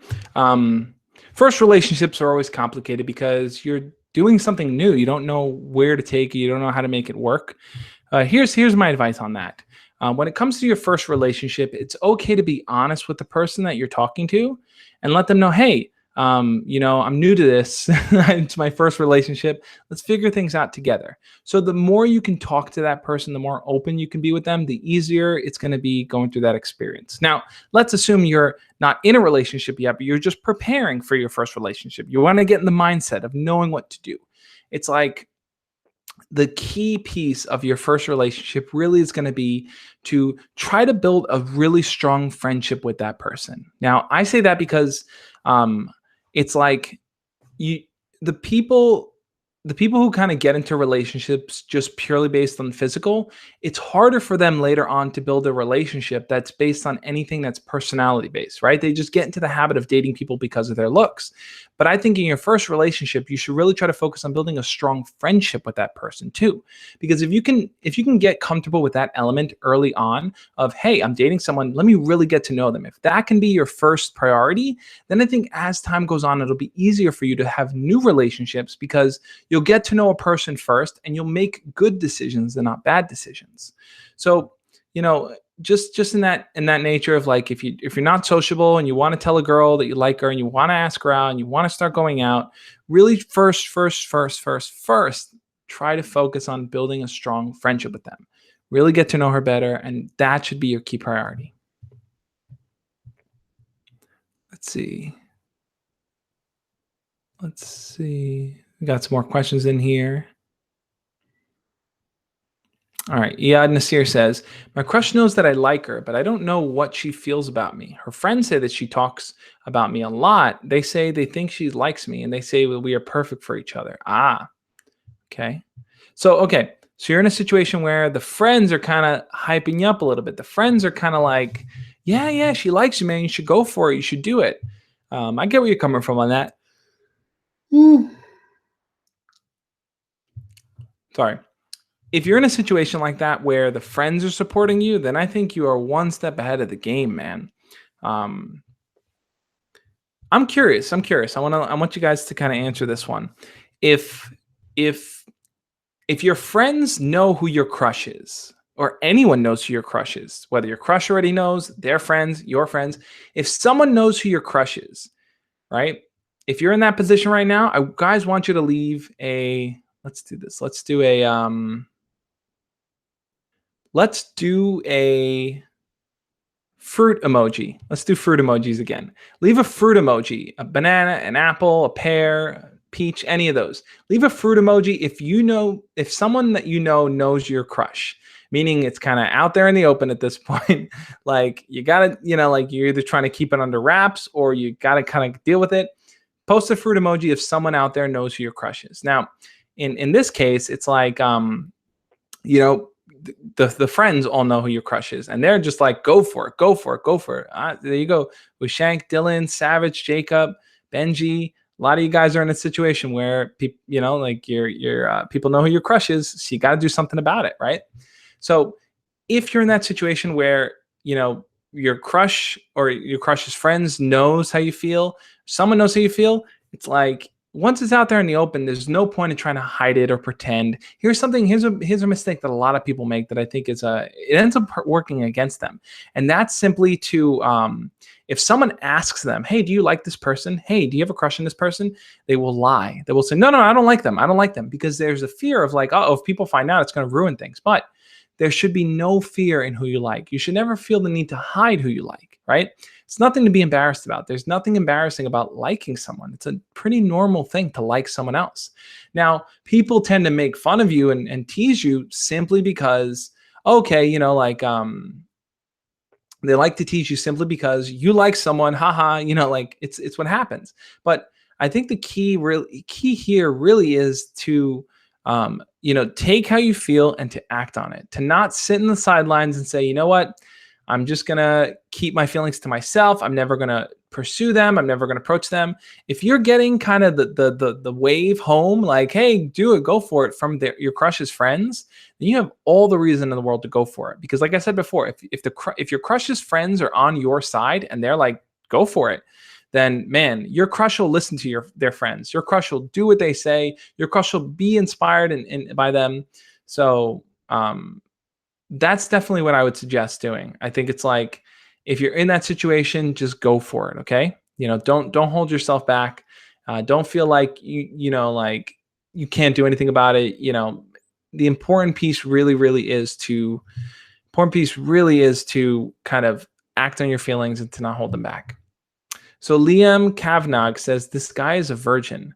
Actually, Liam, if you're interested, I did a video on it where I talk all about how I lost my virginity, my whole experience, what it was like. So if you want, check out that video. And he also said, don't tell me this is your job, on 44 views. So this is not my full-time job. That's a good question, actually. So for those of you guys that don't know, YouTube is still a part-time thing I do. I have my normal day job and I do my YouTube stuff. My goal eventually is to take everything I'm doing here and to pursue it full time. That's why I'm doing things like, I wish I had it in front of me. I can't wait till I get it so I can do a live stream and show you guys. But my book that just came out, Embracing the Awkward, a guide for teens to succeed at school, life, and relationships. If you guys are interested in checking that out, I'm going to type it out here in the chat.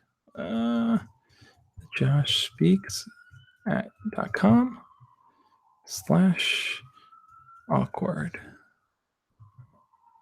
Let's put www. So if you guys are interested, check that out. That's the link to my book. It's a book I put together for teens, right? And it kind of encompasses and pulls together all the different things that I've talked about. All the different things I've talked about on my videos, all the different things I want you guys to learn, some of my own experiences. So definitely check it out. It's over on Amazon. It's available for pre-order. And I keep talking about it a lot because I'm really excited about it. I'm really happy that it's coming out. It's going to be cool to have my own book. So do it. Just do it. Take it and just do it. Naruto says he did it. Awesome, Naruto. Liam says, you made some good videos. To be fair, only joking, bud. No problem, dude. I'm with you. Let's see. I lost it. WNA Stops Nation said, hey, Josh, how can I ask out my crush? How can I ask my crush that I've known for over a month now? And I find out not too long ago that she thinks I'm cute and wanted my Instagram, and she told my friend. So, dude, this is the kind of situation I'm talking about. It's like, if you find out that your crush is interested in you, then that's all the more reason to push forward and do it, right? Like, there's nothing more certain that could be on your side to help you go for it. Like, if your crush is just waiting for you to make that first move, you got to go for it, right? If you guys agree with that, if you think that, think about it. If you were in this situation where you knew your crush liked you, Do you feel like the right move is to go for it? If you feel like the right move is to go for it, hit the thumbs up. Hit the thumbs up icon. Post a little emoji of a thumbs up or the okay. Post a little hand emoji showing what you guys think about that idea. Your crush likes you back. Should you go for it? Yes or no? I want to see what you guys emojis say. That's going to help dictate this conversation. But I personally would say that if your crush likes you, you got to go for it. You got to make that happen. There should be nothing that holds you back, nothing that stops you, especially if they like you. So, and a way to just introduce yourself into the conversation is just to let them know, hey, I think you're a pretty cool person and I want to get to know you better. What are you doing this weekend? What are you doing after school? What are you doing during lunch? Anytime that you feel free to talk to them, to hang out with them, go for it, guys. Got all the thumbs ups in here. Yeah, and I agree. It's like if your crush likes you back, like you should be going for it, right? And I know it's not easy. It's easier said than done. It's easy to just say, just go talk to them. Oh, just ask them out. Because look, we all get tongue-tied sometimes. We all get nervous. We all get worried. So it's not as simple as that. But everything is there for you to go for it. All you need is kind of that just push to make it happen. So Shane asked, did you use a website builder to make your website or code? I used the template that I got from Theme Forest, although I am going to kind of revisit my website. I want to give it a whole fresh look because I feel like it needs that. How long has it been in this live? I started around 5 o'clock, 5:05. So I usually go for 2 hours. So we'll push till 7. It's 6:40 now. I definitely want to get through a few more of you guys' questions. So Liam says, last year you helped me a lot. The fact that you're applying means a lot. Doesn't matter about the views because you're a good guy. It's unfortunate this platform is clickbait and drama. Yeah, I mean, Liam, here's interesting. I'm a Logan Paul, right? For me, it is every day, bro. I do answer questions every day, but I think we have different missions and visions here. So my vision here is to kind of work with people directly and to help you guys really see that you have what it takes to be somebody great. Jake Paul maybe is just out there trying to get views. So it's like, do I get views on my video? Do I get people who watch? Do I get subscribers? Yes, that's all part of the process. But my process really is to help people. I really want to be there and stand by your side, guys, and to really help you move forward. So we have different goals. Wait, do you live in the US? I do. I live in New York. I'm a New Yorker. Okay.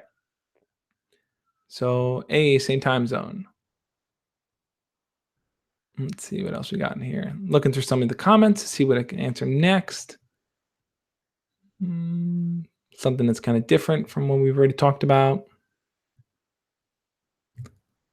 Okay, so Leo Fagerstrom says, so I went out to see a movie with this girl in my school like a week ago. I asked her again if she wanted to do something. Like 2 days later on Snapchat, she just left the snap opened. This is something that happens a lot, which is you get left on read, right? Or the person just stops responding or something like that. Here's the interesting thing. We're at 139 likes, guys. Let's get this to 145. We can do 145. I believe in us. So here's the interesting thing. So if you've ever talked to someone, and this is something I'm sure a lot of you guys have been in situations like this before. And for this, I want you guys to leave an animal emoji. Leave a tiger, leave a dog, leave a cat, leave a bird. Let me know if you've ever sent a message to someone and then they didn't respond. They kind of left you on open. They saw your message and they just never responded. If you've been in that situation, leave an animal emoji. I want to see how many of you guys have been through that. But yeah, it's a common thing. And I think the reason why it happens, Besus did do a video on this. A lot of people have covered this topic, but I think the reason why that happens sometimes is there's a few different reasons. One of them may be that the person just didn't feel like responding in that moment, right? Maybe you sent them a message that was kind of very basic and plain, like, hey, how's it going? And they just didn't really feel energized in that moment to kind of like actually respond or actually do anything. That's one reason. Another reason might be that they're not interested. They don't care. They don't like you. They don't want to follow up. So that's another possible reason. A third one might just be that they are busy. People sometimes are busy, and sometimes we engage in conversations when we're in the middle of doing other things that we just don't respond. So that's a possibility. How do you recover from it? What do you do in those situations? Hey, we got a koala, we got a monkey, gorilla, Mario's, Naruto, Luis, Alex, Infinite, Stay Fashy, Jinx, Luis. I said Luis already. How do you kind of respond to those moments? Well, I wouldn't send the girl another message or the guy another message. If you keep sending them messages over and over and over, one after the other, it's going to look very desperate. They're going to look at that and go like, when the thing is, when they look at their phone and they're going to look at it and be like, wow, this person just sent me like a whole line of text and stuff, like that's annoying. So they're going to look at that. It's going to be a bit of a turnoff. So if they don't respond to your message through text, the next best thing to do is to talk to them in person. That's going to be the next step you want to take. The next step you're going to want to take is to talk to them in person. Try to approach them. Try to, like say, hey, how's it going? And the thing is, you don't ever have to address the fact that they didn't respond to you. You don't have to say, hey, why didn't you respond to my message? Just start a new conversation. Maybe they need to feel that bond with you again by spending a little bit more time talking to you. So Young Ames said, I respect a girl a lot more if they just tell you straight up that they don't want to talk to you instead of leaving you on scene. I agree with that. Sometimes it's like, it can be very rude. I'm not saying it's like, just because you could have done everything right. And if a person leaves you on read, it doesn't mean you did something wrong or you're bad. Sometimes people just are jerks about it. And it is a rude thing to do, but sadly, it's a normal part of our communication nowadays, right? Like we're always just on our phones, and we're just kind of all over the place doing things. And because we're always doing things, it's like we're never really focused on one task. So sometimes even talking to people, we might have multiple conversations going on, and we're not really focused on kind of like, okay, let me respond to this person. Let me give them a bit of my time. You have to kind of, over time, you have to kind of earn people's time. And the best way to do that really is to kind of build the best kind of connection you can with them. So whether that's talking to them in person or just communicating on text and stuff normally, getting into the conversation. Now, if they stop responding to you out of nowhere, it could be any of the reasons I stated before. But if they don't respond on text, the next best stage is to talk in person. That's where you should go with it. Okay. Mario's 2001 said, how can I become more confident? Because my depression of many life problems. I keep feeling I'm never good enough for anyone I like. I hear where you're coming from in that, Mario. I think we've all been in a situation like that before where, we just feel depressed. We feel like we don't have what it takes. We don't have what it takes to make friends. We don't have what it takes to succeed. We don't have what it takes to do well in school. Sometimes you can feel like you're at the bottom of the barrel and that there's no hope. And I'm with you, man. I feel you on that. It's not easy. It's not an easy place to be in. But here's the reality. Here's the thing we should remember. It's that as long as you are alive, as long as you are living and breathing, as long as you can wake up every single morning, you can get out of bed and you can go on with your day, as long as you can do that, there is always a chance for you to change things. Now, it doesn't mean they're going to be easy. It doesn't mean that it's going to happen overnight. It doesn't mean you're even going to know the first step to take, but the chance is always there, right? As long as you're willing to recognize that, man, I have a roof over my head. I have a bed to sleep in. I have food I can eat. Those are the key factors that keep us alive, right? Like if you didn't have a roof over your head, you'd die from the cold or you get eaten by a bear. If you didn't have a bed to sleep in, you might start to feel it in your posture and your muscles might ache and you might not be strong enough to carry in the day. You might not get a good night's sleep. If you didn't have food to eat, you might starve. You might be hungry. You might be irritable. But the fact is, if those basics are covered, then you're able to kind of focus on the other elements of your day. So if you feel like depression is weighing you down, there's a few different things you can do. One of them is, I would always recommend talking to a therapist. All schools, pretty much all schools, have a school therapist that you can visit, that you can talk things out with. Now, that doesn't mean that you have to see them all the time. You have to always go, but just going once or twice in the beginning, just to kind of have someone to bounce things out. And a lot of times therapists are really good at recommending resources for you, things you can do, things you can work on, things you can talk to your family and your friends about. So definitely think about seeing a therapist as one way to kind of manage that depression and that depression state. A second way would be to try to think about the things that you really, really enjoy doing and to try to dedicate more of your time to doing them. So, for example, if you love making YouTube videos, make more YouTube videos. Get into the habit of making videos maybe once a week, twice a week if you can. If you enjoy listening to music, try to really discover new bands and new things you can listen to. Really go in on the things that you care about, because when you find that you're passionate about something, it's going to help you, it's going to help lift you out of those depressive states.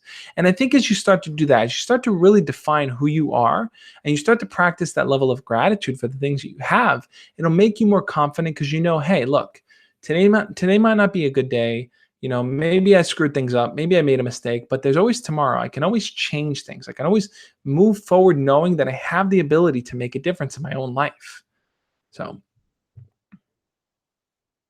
that's what I would suggest. But okay, so Naruto says, got to take a pee break. Sorry, I'm going to be a bit. No problem, Naruto. By the way, thank you guys so much for sticking it out. I know a lot of you guys have been here since I started the live stream here. And I really appreciate it. I really appreciate talking to you guys, and I appreciate you dedicating your time. And I hope the things I have to say are helpful. If they are helpful, if you feel like I've shared something in this live stream so far that you've found to be helpful for you, I would say right now, Shane posted, leave a smiley face emoji, guys. Leave a smiley face emoji if I've said something within this 2-hour live stream so far that you've found really helpful and you've really enjoyed. I'm really curious to know how many of you guys are picking up pieces from this. Yeah, it means a lot to me. And I'm definitely going to do more of these. Go live on Insta, please. Arby, I'm still live here. Why would I go live on Insta? I'm not getting off right now. I'm getting off in 10 minutes. So Eric says, okay, Josh, there's a girl we text a lot, but when we see each other in the halls, we are both shy. We don't have classes and we text a lot. What do I do tomorrow? Okay, so there's a girl you text a lot, but you see each other in the halls, you're both shy. Okay, so I hear where you're coming from. And this is something I kind of addressed earlier where, like it's easy to talk to someone through text sometimes because you could just message them, hey, what's up? It's easy to have those conversations. But transitioning that from texting to in person, I did a video on this if you are interested, how to go from texting to talking in person. Check the video out. But it's not easy. It's not easy to kind of just start in person. So here's a little trick that I would suggest you do. When you're texting them, when you shoot them a message on Snapchat or Instagram or text or whatever it is, WhatsApp, whatever you're using, when you shoot them a message, say something like, hey, I have a really, really funny story I want to tell you, and I'll tell you tomorrow in school because I have to act it out or something like that. Let them know that there's something you want to talk to them about in person. If you say that on text, if you say that through text, then they're going to anticipate it. They're going to say, okay, when I see them tomorrow, it's not just going to be us awkwardly passing each other. We're really going to stop and we're actually going to talk about something. And this is the point where you have to kind of stand up and be a little bit more confident. I know you feel shy. I know you said that you feel a little nervous around her, but you've created an opportunity where you can connect with her better. And I think that's the way to go about it. Try to transition from texting to talking that way.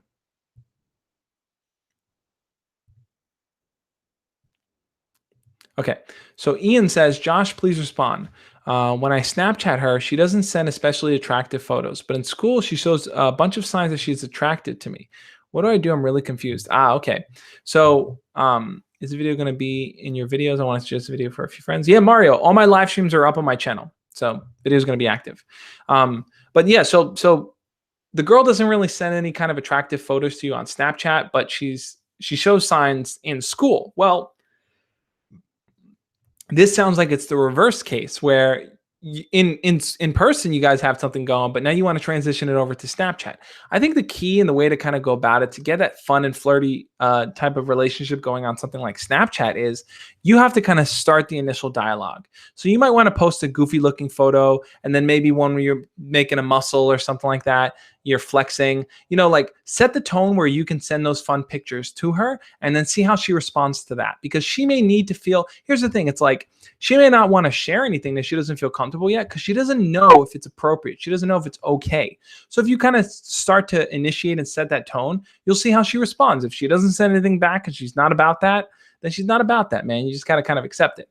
But, like I would say you have to kind of start that initial connection and grounding there. So what do you say here? Liam says, quite a shy guy. Always know what to say in my head, but struggle to say in person. What do I do?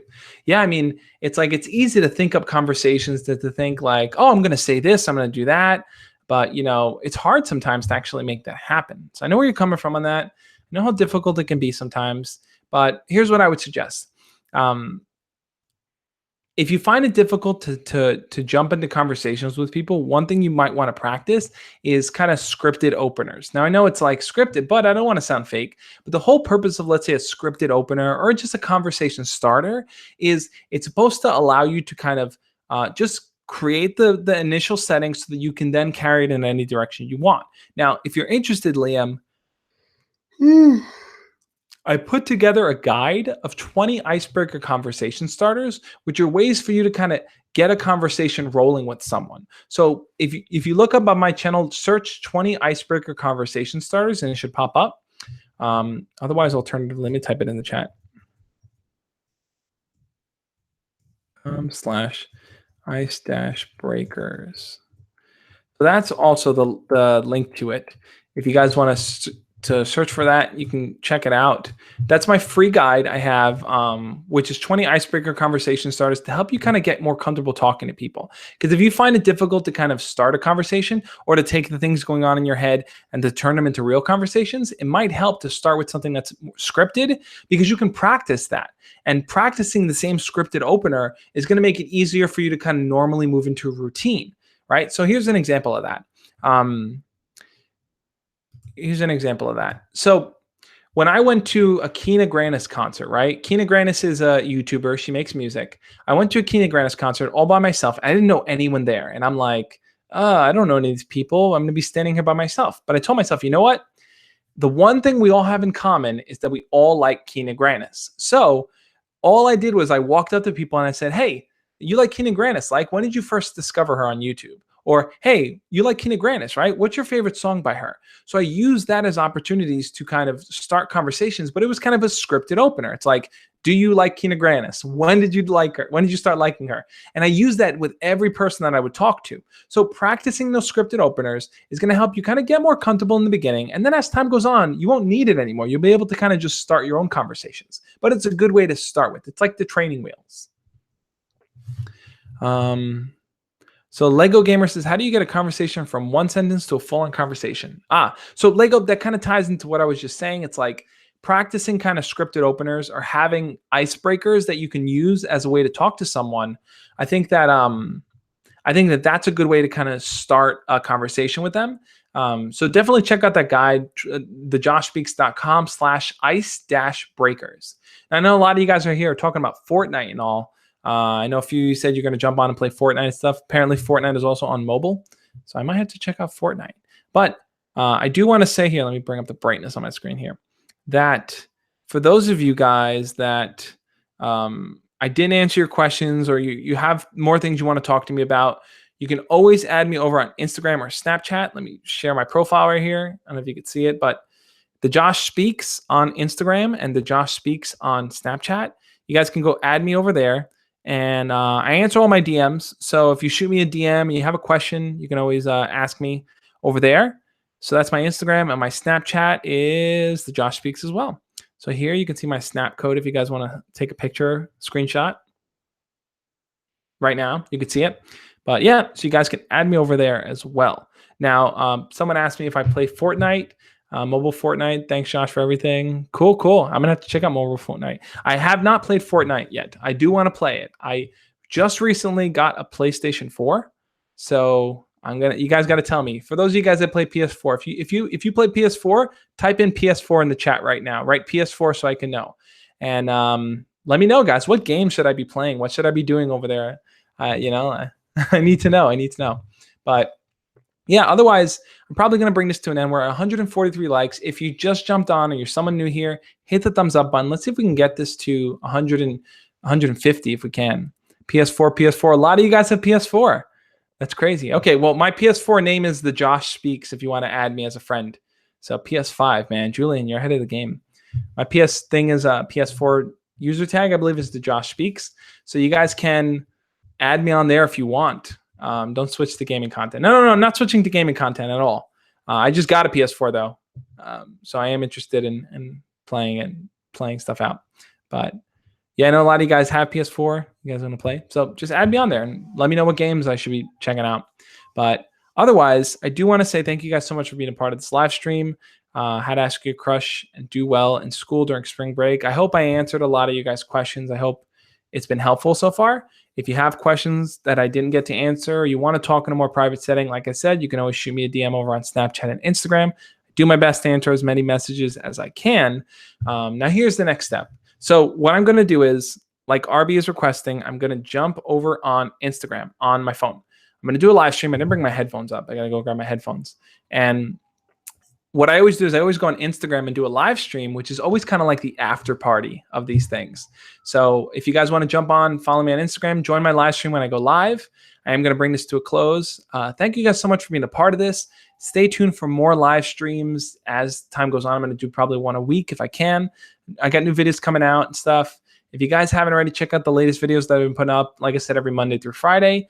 Yeah, I mean, this was a pretty good stream. I think we got through a lot of solid questions here.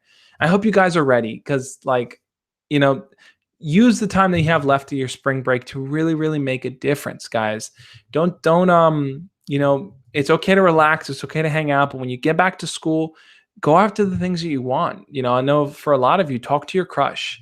Talk to a lot of you guys need to take that first step and make it happen. If you agree with that, if you think that, you know, there's something you want to do that you want to push forward, like I said, put the thumbs up put the thumbs up emoji, guys. Hit the thumbs up. Let me know what you guys think. You know, if that's something you want to do, if you want to do better in school, if you want to, you know, graduate this year, if you want to kind of pass your classes, you want to make these things happen, guys, go for it. Like, you know, we're all here to support each other. I'm here to support you guys. That's what I'm here to do in the Josh Speaks.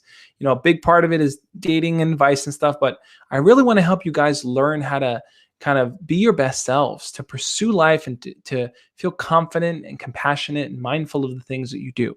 So I appreciate all of you guys for being a part of this live stream. Thank you so much. On that note, I will talk to you guys next time. Remember, go join me over on Instagram, The Josh Speaks on Instagram. Thank you guys for the thumbs up emojis. Post those in the chat as we wrap this up. Go for this guest stream where I'll talk to you guys one-on-one. Let me drink this last sip of water. And thank you guys again. On that note, I will catch you next time. As always, love and peace. I'll see you guys next time.